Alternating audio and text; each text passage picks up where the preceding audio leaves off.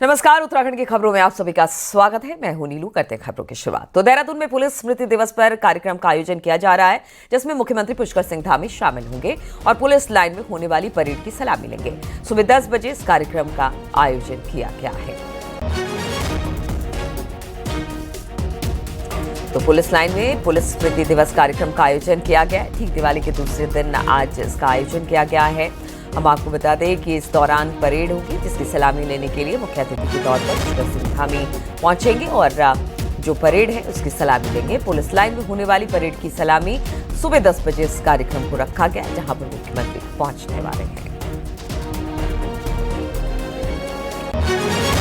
Police line में कार्यक्रम रखा गया। पुलिस स्मृति दिवस के मौके पर यह कार्यक्रम रखा गया। हर साल हम देखते हैं कि किस तरह से इसका आयोजन होता है। देहरादून में पुलिस स्मृति दिवस पर कार्यक्रम का इस बार भी आयोजन किया गया है, जिसमें मुख्यमंत्री पुष्कर सिंह धामी शामिल होंगे और पुलिस लाइन में होने वाली परेड की सलामी लेंगे। सुबह 10 बजे से कार्यक्रम का आयोजन किया गया है।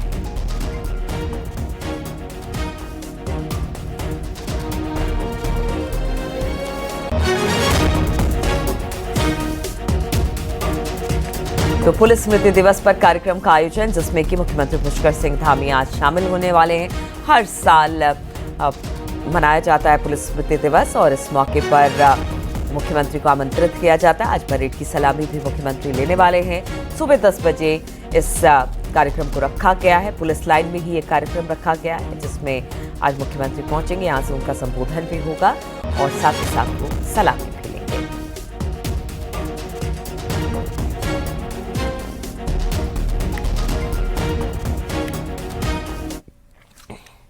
और राज्य स्थापना के 25 वर्ष पूरे होने के उपलक्ष्य में उत्तराखंड विधानसभा का विशेष सत्र बुलाया गया है। विधानसभा सचिवालय में इसकी अधिसूचना जारी कर दी गई है। 3 और 4 नवंबर को देहरादून में विधानसभा का विशेष सत्र बुलाया गया है। इस विशेष सत्र में राज्य की 25 वर्ष की विकास यात्रा की समीक्षा के साथ साथ भविष्य के रोड मैप पर भी चर्चा होगी। सरकार इस मंच का उपयोग राज्य के स्थायी विकास, युवाओं के भविष्य, निवेश की संभावनाओं पर विमर्श करेगी।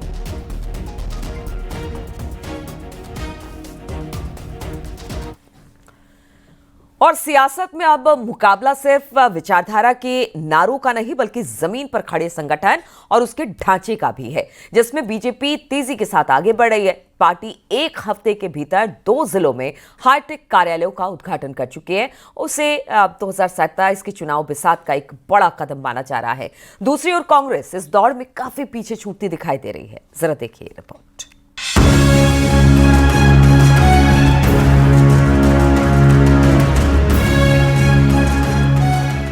2027 के चुनाव की तैयारी में जुटी बीजेपी अब सिर्फ सियासी जमीन नहीं, संगठनात्मक बुनियाद भी मजबूत कर रही है। पार्टी ने पिछले 1 हफ्ते में 2 और हाईटेक जिला कार्यालय काशीपुर और रुड़की में खोल दिए हैं। प्रदेश को सांगठनिक रूप में 19 जिलों में बांट चुकी बीजेपी अब तक 14 जिलों में हाईटेक ऑफिस खड़ा कर चुकी है। 2026 तक का लक्ष्य है कि हर जिले में हाईटेक कार्यालय तैयार हो जाएगा।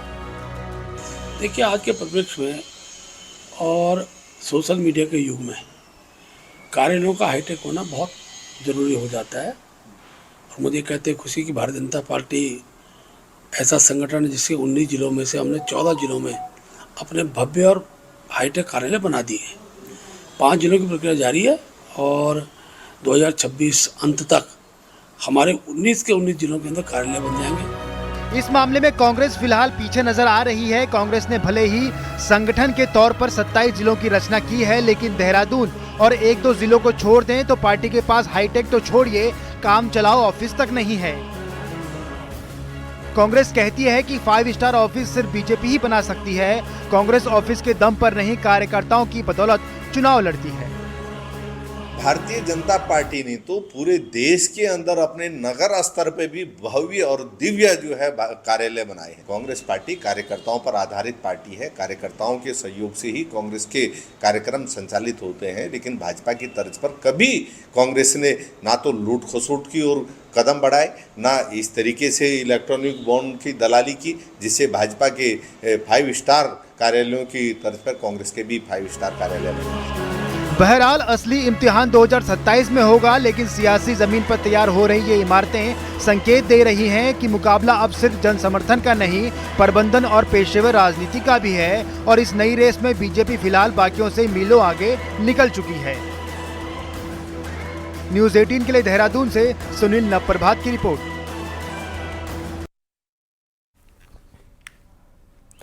देहरादून के आपदा प्रभावित मंझाड़ा गांव में सीएम पुष्कर सिंह धामी पहुंचे, जहां पर सीएम ने लोगों से मुलाकात की। वहीं सीएम धामी ने पुनः निर्माण कामों का स्थलीय निरीक्षण किया और काम में तेजी लाने के आदेश भी दिए। त्योहारों के बीच भी सीएम धामी जन सेवा को सर्वोपरि रखते हुए प्रभावित परिवारों से मुलाकात की और उनका हालचाल जाना। इस दौरान सीएम धामी ने लोगों के साथ जमीन पर बैठकर बातचीत की, उनकी समस्याओं को सुना। वहीं सीएम धामी ने लोगों को समस्याओं के जल्द समाधान का भरोसा भी दिया। सीएम धामी ने कहा कि सरकार संकट की इस घड़ी में हर प्रभावित नागरिक के साथ खड़ी है। मुख्यमंत्री ने आपदा प्रभावितों को दीपावली उपहार भी भेंट में दिए।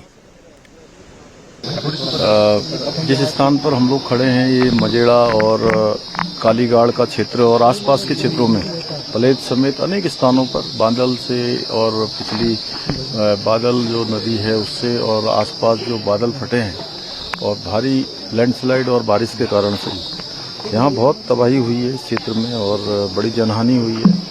मलबा आ गया है, घरों को नुकसान हो गया, हमारे यहाँ पुल चले गए, रोड चली गई और बड़ी जनहानि हुई यहाँ पर। तो यहाँ पर बहुत समस्याग्रस्त ये क्षेत्र है और इस क्षेत्रों में चूँकि लगातार हम लोगों का प्रयास रहा कि मौके पर पहुँचें।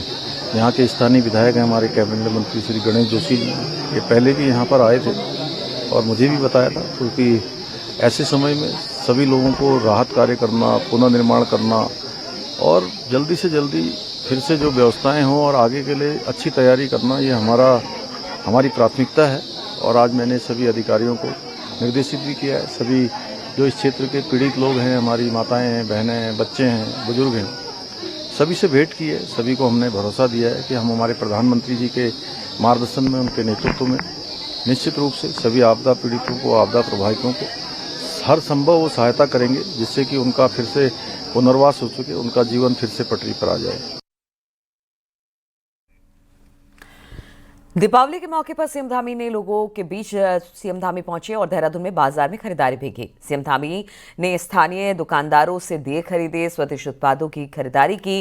साथ ही सीएम धामी ने लोगों से भी स्वदेशी उत्पाद खरीदने की अपील की है। तो ये देखिए, मुख्यमंत्री पुष्कर सिंह धामी दिए चुनते हुए इस वक्त दिखाई दे रहे हैं। किस तरह से उन्होंने उत्पाद खरीदा स्वदेशी, खासतौर पर हाथ से बने हुए दिए, मिट्टी के मटके और बाकी सामान भी। और उन्होंने कहा कि देखिए, अपने देश में बने हुए जितने भी उत्पाद हैं उसको आप बढ़ावा दीजिए, उसकी खरीदारी करिए।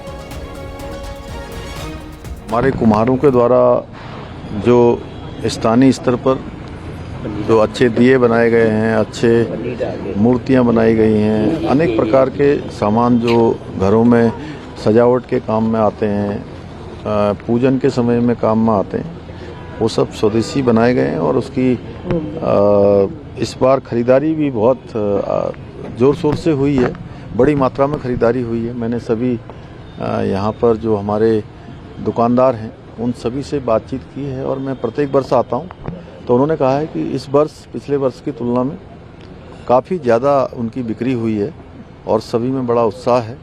और सभी आदरणीय प्रधानमंत्री जी का जो स्वदेशी का संकल्प पूरे देश के लिए उन्होंने आह्वान किया है, उससे सभी बहुत प्रसन्न हैं और उत्साहित हैं। और पूरे देश के अंदर भी आज और उत्तराखंड के अंदर भी लोगों ने स्वदेशी उत्पादों की बड़ी मात्रा में खरीदारी की है। देहरादून में बीजेपी दफ्तर में दिवाली मनाई गई, जिसमें सीएम पुष्कर सिंह धामी समेत कई बीजेपी के नेता मौजूद रहे।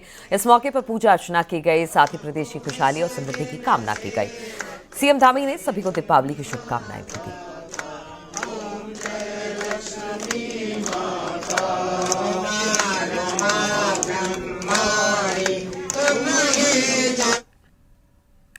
देश भर में दिवाली का त्यौहार बड़े ही धूमधाम के साथ मनाया गया और दिवाली की रौनक पूरे पहाड़ में भी देखने को मिली।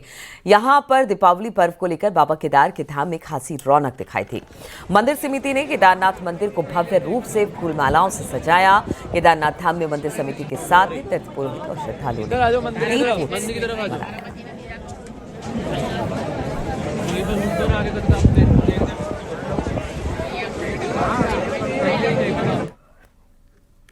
बद्रीनाथ धाम में दीपावली मनाने के लिए भारी संख्या में तीर्थयात्री भी पहुंचे थे। आप सोचिए, अच्छी खासी ठंड पड़ रही है, लेकिन दीपावली का पावन मौका था, इसलिए बद्रीनाथ धाम में भी बहुत सारे तीर्थयात्री पहुंचे। कई राज्यों से तीर्थयात्रियों ने बद्री विशाल के दर्शन किए और सुख शांति की कामना की। यात्रा व्यवस्था को लेकर तीर्थयात्री काफी खुश नजर आए। बद्रीनाथ धाम में शानदार तरीके से दिवाली का पर्व मनाया जाता है। निशान भी तो पड़ जाता है।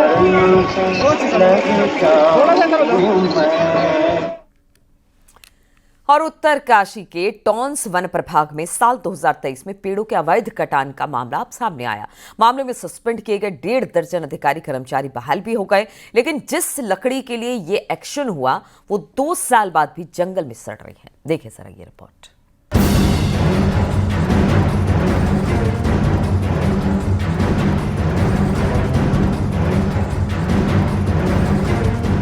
उत्तरकाशी के टॉन्स वन प्रभाग में साल 2023 में बड़े स्तर पर पेड़ों के अवैध कटान का मामला सामने आया था। वन विकास निगम ने तय संख्या से कहीं ज्यादा पेड़ों का कटान कर दिया था। मामला प्रकाश में आया, जांच हुई और गड़बड़ी साबित होने पर वन विभाग ने एक डीएफओ, एक प्रभारी एसडीओ और 3 रेंजरों को सस्पेंड कर दिया था। तो वन निगम ने भी 9 से अधिक अधिकारी कर्मचारियों को सस्पेंड किया था। करीब 25,000 घन मीटर लकड़ी की जंगल से निकासी रोक दी गई थी। ताज्जुब की बात यह है कि इन 2 सालों में सस्पेंड कर्मचारी तो बहाल हो गए, लेकिन करीब 12 करोड़ लागत की ये लकड़ी की निकासी नहीं हो सकी। और अब हालात ये हैं कि ये लकड़ी जंगल में पड़ी पड़ी सड़ रही है। तो उधर वन मंत्री का कहना है कि जब ये मामला आया था तब कंजर्वेटर फॉरेस्टर को 15 दिन में लकड़ी को सुरक्षित ठिकानों पर पहुंचाने को कहा गया था। लेकिन हैरानी की बात यह है कि 15 दिन में लकड़ी को पहुंचाने के आदेश थे, लेकिन 2 साल से ज्यादा का वक्त बीत गया है। ना तो अधिकारी को कोई फिक्र है और ना विभाग ने कोई सुध ली। और अब जाकर वन मंत्री ने पुराने, क्योंकि कटान हो चुके वो उसमें जंगल में पड़ा हुआ है और वन विभाग द्वारा निकासी नहीं दी जा रही है। लकड़ियां खराब न हो इसके लिए जो कंजर्वेटर फॉरेस्ट है यमुना, उनको निर्देशित कर दिया गया था कि उसमें जो भी फॉर्मेलिटीज है 15 दिन में उनको निपटा करके और इस लकड़ी को वन निगम के खर्चे में किसी सुरक्षित जगह रख दिया जाए ताकि लकड़ी खराब ना हो। तो उस पर अभी कार्रवाई नहीं की गई है। तो आज हॉफ से इस बारे में मेरी बात हुई। हॉफ ने तत्काल जो आदेश किए गए थे उन आदेशों के अनुपालन के लिए सीएफ को निर्देशित किया है। यदि इस 25,000 घन मीटर लकड़ी की निकासी नहीं बची है, सवाल उठता है कि राजस्व को हो रहे इस जहां पर भगत सिंह चौक के पास एक कबाड़ के गोदाम में भीषण आग लग गई और आग में जलकर लाखों का सामान खाक हो गया। सूचना पर पहुंची फायर ब्रिगेड की टीम ने आग पर काबू पाया। बताया जा रहा है कि आतिशबाजी से गोदाम में आग लगी। ये तस्वीरें दिखा रहे हैं कितनी जबरदस्त आग है। आप समझिए कि काफी मशक्कत के बाद फायर ब्रिगेड की टीम ने आग पर काबू पाया। हरिद्वार का ये मामला भगत सिंह चौक का, जहां पर भीषण आग के लपटें आपको तस्वीरों में दिखाई दे रही है। कबाड़ का गोदाम था, जब इसमें आग लगी तो बड़ी तेजी के साथ आग फैली। उसके बाद फायर ब्रिगेड की टीम को बुलाना पड़ा, लेकिन जब तक वो आती तब तक लाखों का सामान जलकर खाक हो चुका था।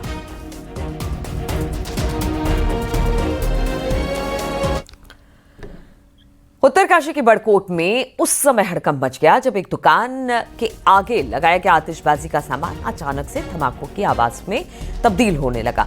बताया जा रहा है कि शरारती तत्वों द्वारा दुकान के पास ही पटाखे फोड़े गए, जिसकी चिंगारी दुकान तक पहुंच गई और दुकान के आगे रखे पटाखे चिंगारी की चपेट में आ गए, जिसमें सभी पटाखे सहित दुकान में रखा सामान क्षतिग्रस्त हो गया।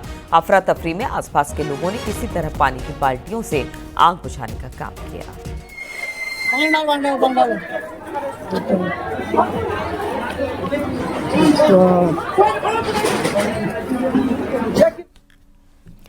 धर्मनगरी हरिद्वार में 2027 के महाकुंभ मेले के लिए सरकार जोर शोर से तैयारी में जुट गई है।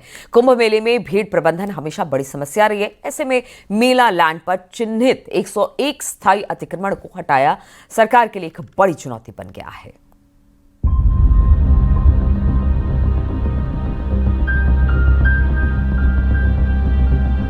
साल 2027 में अर्धकुंभ मेले का आयोजन होना है और कुंभ मेले में भीड़ नियंत्रण सरकार के लिए सबसे बड़ी समस्या होती है। ऐसे में हरिद्वार के बैरागी कैंप और दूसरे इलाकों में एचआरडीए ने 101 स्थायी अतिक्रमण को चिन्हित किया है, जिसको हटाना प्रशासन के लिए किसी चुनौती से कम नहीं है। आरटीआई के तहत मांगी गई जानकारी में इस बात का खुलासा हुआ है कि 1995 से लेकर अब तक इस क्षेत्र में लगातार अतिक्रमण बढ़ा है और मामले में हाई कोर्ट ने सुनवाई के दौरान प्राधिकरण को इस अतिक्रमण को ध्वस्त करने के निर्देश दिए थे। हालांकि अभी तक इस पर कोई कार्रवाई नहीं हो पाई है, जिसके फलस्वरूप 95 से लेकर आज तक 101 अवैध निर्माण बहराई कैंप पे मौजूद है। उसके पश्चात मुख्य सूचना आयुक्त ने शासन को, मुख्य सचिव को, मेलाधिकारी दीपक रावत को, जिला मजिस्ट्रेट हरिद्वार को स्पष्ट ऑर्डर दिया था कुंभ मेला 2021 के सफल संचालन के लिए इन अवैध निर्माणों को तत्काल ध्वस्त कराया जाए। हालांकि कुंभ मेला प्राधिकरण और जिला प्रशासन की ओर से अस्थायी अतिक्रमण को लगातार हटाकर मेला लैंड को अतिक्रमण मुक्त बनाया जा रहा है, लेकिन कुंभ मेले की व्यवस्था के लिए सबसे महत्वपूर्ण बैरागी कैंप मैदान और उसके आसपास की जमीन पर स्थायी निर्माण और अतिक्रमण को लेकर अधिकारी कुछ बोलने से बच रहे हैं। देखिए, कुंभ मेला क्षेत्र में जो अतिक्रमण हुआ है उसको चिन्हित कर लिया गया है। कई मैटर जो हैं वो ऑनरेबल कोर्ट के डायरेक्शन से भी कार्रवाई हो रही है। कुछ मैटर में अभी ऑलरेडी हमने अतिक्रमण हटा लिया है और आगे भी अनवरत कार्रवाई जारी रहेगी। जो भी अतिक्रमण है, टेम्परेरी हो या अन्य तरीके का हो, उसको प्रॉपर हम नोटिस देके अग्रिम कार्रवाई करें। 2027 में अर्धकुंभ मेले का सरकार पूर्ण कुंभ के रूप में भव्य ढंग से आयोजन कराना चाहती है और कुंभ मेले में बड़ी संख्या में साधु संत और श्रद्धालु आएंगे। ऐसे में मेला लैंड अगर अतिक्रमण मुक्त नहीं कराई जाती है तो भीड़ नियंत्रण बड़ी चुनौती बन सकता है। न्यूज़ 18 के लिए हरिद्वार से पुलकित शुक्ला की रिपोर्ट।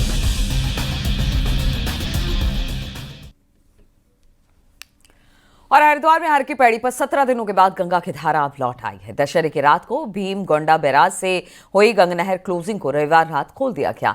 इसके बाद हरिद्वार में कानपुर तक जाने वाली गंगा नहर में पानी आ गया। इसके लिए हर की पैड़ी समेत तमाम गंगा घाटों पर भी फिर से रौनक लौटने लगी है। गंगा घाटों पर पर्याप्त जल पहुंचने से लोग गंगा में आसानी से डुबकी लगा पा रहे हैं। गंगा नहर बंदी की अवधि के दौरान ये सभी गंगा घाट सूने पड़े हुए थे। आपको बता दें कि उत्तर प्रदेश सिंचाई विभाग की ओर से हर साल करीब दशहरे के मध्य रात्रि से छोटी दीपावली की मध्य रात्रि तक वार्षिक मेंटेनेंस के लिए जो गंगा नहर है उसे क्लोज रखा जाता है। बहुत अच्छा स्नान हुआ है। स्टार्टिंग में यही लग रहा था कि कहीं क्राउड के चक्कर में ऐसा ना हो कि नहीं अच्छे से हो पाए, बट लेकिन यहाँ आके काफ़ी अच्छे से चेंजिंग रूम भी बना रखे हैं, तो उसमें भी मतलब गर्ल्स के लिए, वुमेन्स के लिए किसी को कोई दिक्कत नहीं रहेगा। आराम से आके यहाँ पे आप स्नान कर सकते हो। बहुत अच्छा लग रहा है गंगा स्नान करके। और सबसे पहली तो ये बात है, आज दीपावली है। दीपावली के दिन गंगा मैया का स्नान करने का अवसर कुछ ही लोगों को मिलता है जिनका भाग्य अच्छा होता है। कॉर्बेट टाइगर रिजर्व यूं तो बाघों के लिए मशहूर है, लेकिन इसके साथ यहाँ पर कई वन्य जीव भी फल फूल रहे हैं, जिसमें एक दुर्लभ शिकारी पक्षी भी है जो कभी यहाँ पर प्रवास में आता था, लेकिन अब वो यहीं बस गया। देखिए जरा ये रिपोर्ट।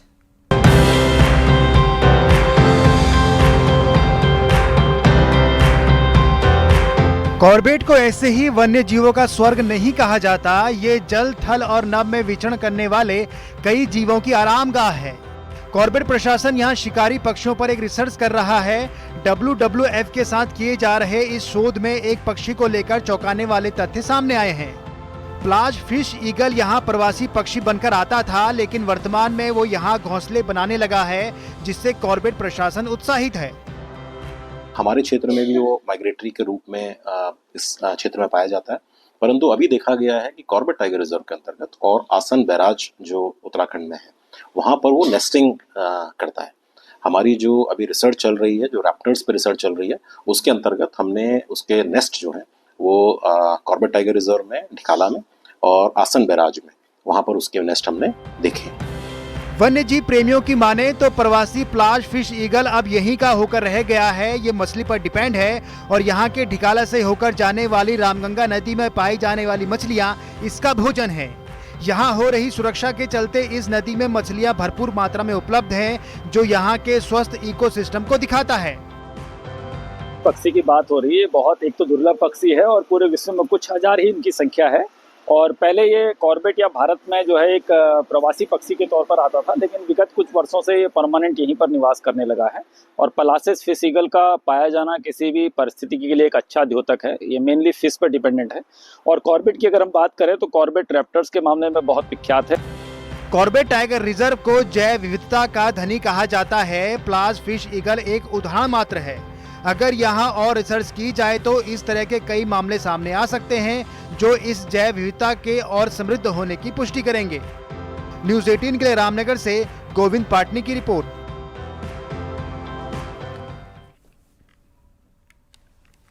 उत्तरकाशी के बड़कोट में एक डंपर हादसे का शिकार हो गया और इस डंपर यमुना नदी में गिरने से ड्राइवर की मौके पर मौत हो गई। बेकाबू डंपर नौगांव स्टोन क्रेशर के पास 120 मीटर नीचे यमुना नदी में जा गिरा।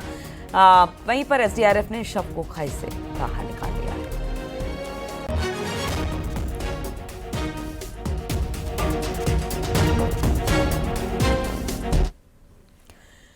पिथौरागढ़ के लंदन फोर्ट को पर्यटन केंद्र में लाने की सभी कोशिशें अब नाकाम ही साबित हुई है। ऐसे में अब पर्यटन महकमा ब्रिटिश और गोरखा शासन के प्रतीक इस किले को नया लुक देने में जुटी हुई है। देखिए जरा ये रिपोर्ट।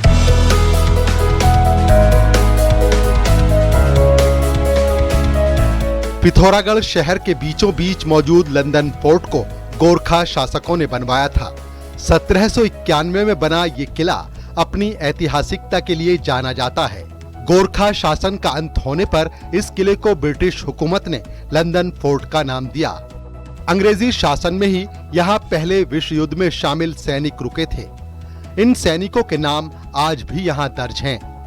कई हुकूमतों का गवाह रहे इस किले को पर्यटन महकमा अब एकदम नया लुक देने जा रहा है। किले को हेरिटेज के रूप में रखा ही जाएगा। साथ ही अब इसका मैनेजमेंट उत्तराखंड पर्यटन विकास परिषद को सौंपा जा रहा है। हेरिटेज प्रॉपर्टी के रूप में हम लोग आगे बढ़ा पाए तो जरूरत पड़ने पर इसको एक अच्छे होटल के रूप में भी डेवलप कर सकते हैं और इसके चारों तरफ मूवमेंट स्मूथ मूवमेंट कैसे हो। और जैसे मैडम ने भी ये कहा है कि चारों तरफ हम अगर अच्छी सी मार्केट एक डेवलप कर दें तो उस पर भी हम लोग कार्रवाई कर रहे हैं। किले के भीतर हेरिटेज होटल बनाने का प्लान तैयार हो रहा है। यही नहीं, चारों ओर लोगों की आवाजाही हो सके इसके लिए भी कवायद तेज है। साथ ही किले के बाहरी हिस्से में एक हाईटेक मार्केट भी बनाई जानी है। पर्यटन विभाग किले के बाहरी हिस्से में ओपन थिएटर भी बनाने जा रहा है। असल में किले के बाहरी हिस्से में रामलीला मैदान और जेल है, लेकिन अब ये जेल शिफ्ट होनी है। जेल के शिफ्ट होने के बाद यहाँ ओपन थिएटर के लिए काफी गुंजाइश बनेगी। इन तमाम कोशिशों के बाद अगर लंदन फोर्ट नए क्लेवर में सामने आता है तो ये तय है कि ये पर्यटकों की पहली पसंद बनेगा। न्यूज़ 18 के लिए पिथौरागढ़ से विजय वर्धन उप्रेती की रिपोर्ट। अल्मोड़ा को ताम्र नगरी के रूप में भी जाना जाता है। यहाँ पर तांबे के बने बर्तनों की मांग देश भर में रहती है। दीपावली के त्योहार में तांबे के बर्तनों की मांग और तेज हो गई। देखिए सर ये रिपोर्ट।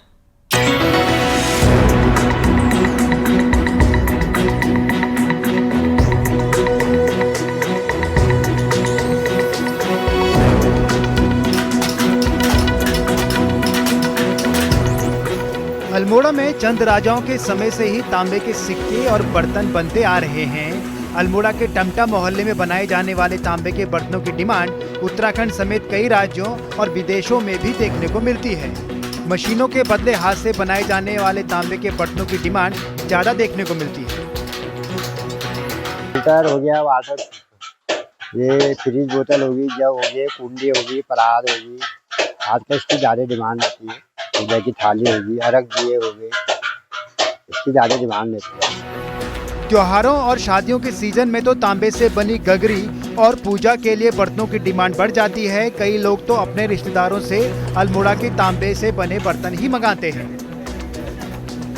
इस बार तांबे के जो ट्रेडिशनल बर्तन हैं, पुराने हमारे बनते थे, वो तो बिक ही रहे हैं। कुछ मॉडर्न बर्तन यहाँ बन रहे हैं, वो भी आजकल बिक रहे हैं। तांबे की डिमांड बहुत है, आजकल लोग इसको पसंद कर रहे हैं और ये स्वास्थ्य के लिए भी बहुत अच्छा है। तांबे के कलश हो गए, तांबे के लोटे, तांबे के गिलास, और आजकल तांबे में एक ऐपण भी चल रहा है, तो हमने हर चीज़ पे ऐपण करवाया और उसमें नंदा देवी और बहुत अच्छी अच्छी आर्टिस्ट बनवाई हैं। सांस्कृतिक नगरी के तांबे के बर्तनों को पर्यटक पहाड़ की याद के रूप में भी ले जाते हैं। आज भी लोग त्योहार और शुभ कार्यों में तांबा जरूर खरीदते हैं, जो अल्मोड़ा की विशेष पहचान है। न्यूज़ 18 के लिए अल्मोड़ा से किशन जोशी की रिपोर्ट।